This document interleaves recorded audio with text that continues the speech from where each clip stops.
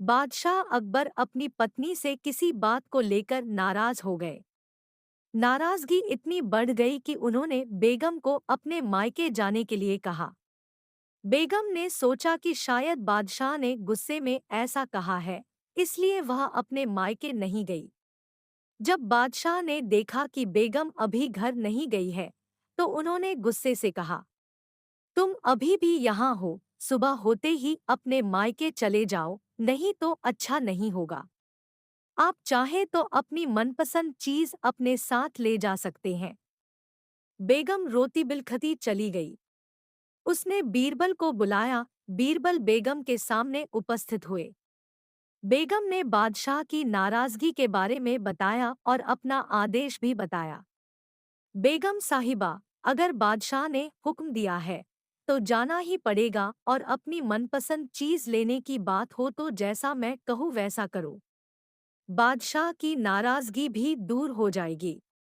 बेगम ने बीरबल के कहे अनुसार रात को बादशाह को नींद की दवा दी और उन्हें नींद में पालकी में बिठाकर अपने मायके ले आई और एक सुसज्जित शयन कक्ष में सुला दिया। जब बादशाह की नींद खुली तो वह अपने आप को किसी अनजान जगह पर पाकर हैरान रह गए। उन्होंने आवाज लगाई, कोई है। उनकी बेगम साहिबा मौजूद थी। वहां बेगम को देखकर वह समझ गए कि वह अपनी ससुराल में है। उन्होंने गुस्से में पूछा, तुम हमें भी यहाँ ले आए? तुमने इतना बड़ा झांसा दिया। मेरे सरताज आप ही थे, अपने कहा था कि तुम अपनी मनपसंद चीज ले जा सकती हो, इसलिए लाए हो। यह सुनकर राजा का क्रोध समाप्त हो गया और मुस्कुरा कर बोले, जरूर बीरबल ने आपको यह तरकीब बताई होगी। बेगम ने सहमति में सिर हिलाकर मुस्करा दी।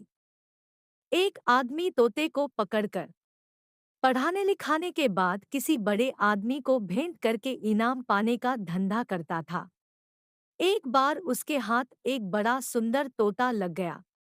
उसने तोते को पढ़ा, उसे इंसानी बोली सिखाई। तोता भविष्य की बात बता देता था। उस आदमी ने वह तोता अकबर बादशाह को भेंट करके बड़ा अच्छा इनाम पाया। बादशाह ने तोते की देखरेख के लिए एक सेवक रख दिया और उसे हिदायत दी कि यदि तोता मर गया तो तुम्हें भी मार दिया जाएगा। जो व्यक्ति तोता मरने की खबर देगा उसे भी नहीं छोड़ूंगा। सेवक तोते को अपने साथ ले गया और उसकी खूब सेवा करने लगा। एक प्रकार से उसकी रक्षा का पूरा भार उसी पर था। लेकिन एक दिन वह तोता अचानक मर गया। रखवाला सेवक घबरा गया।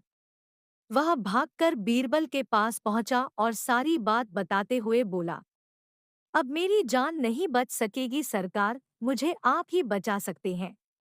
तोते की मौत की खबर मैं बादशाह को दूंगा, तब भी प्राण दंड मिलेगा, और बादशाह स्वयं पता लगाते हैं, तब भी प्राण दंड मिलेगा। अब मैं क्या करूं?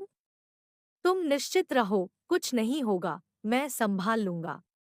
बीरबल ने उसे आश्वस्त किया।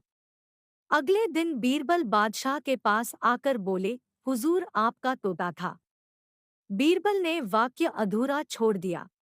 क्या हुआ? क्या तोता मर गया? मैं नहीं कह सकता। इतना ही कह सकता हूँ कि आपका तोता आज न खाता है, न पीता है, न मुंह खोलता है, न बात करता है, न चलता है, न हिलता है, न उठता है और न ही फुदकता है। बीरबल ने बताया। लेकिन हुआ क्या उसे? और चलकर देखते हैं। बादशाह ने आकर मरे हुए तोते को देखा और बीरबल से बोले, वहीं पर नहीं बता सकते थे कि तोता मर गया? ऐसे कैसे कहता हुजूर, प्राण दंड जो मिलता। क्योंकि आपने कह रखा था मरने की खबर देने वाले को भी प्राणदंड मिलेगा। ओ, तभी वह रखवाला गायब है, बादशाह ने हंसते हुए कहा। जबकि वह बेकसूर है, हुजूर। तोता तो अपनी मौत मरा है। बादशाह ने रखवाले को माफ कर दिया। बीरबल की चतुराई से रखवाला बच गया। उसने बीरबल का आभार व्यक्त किया।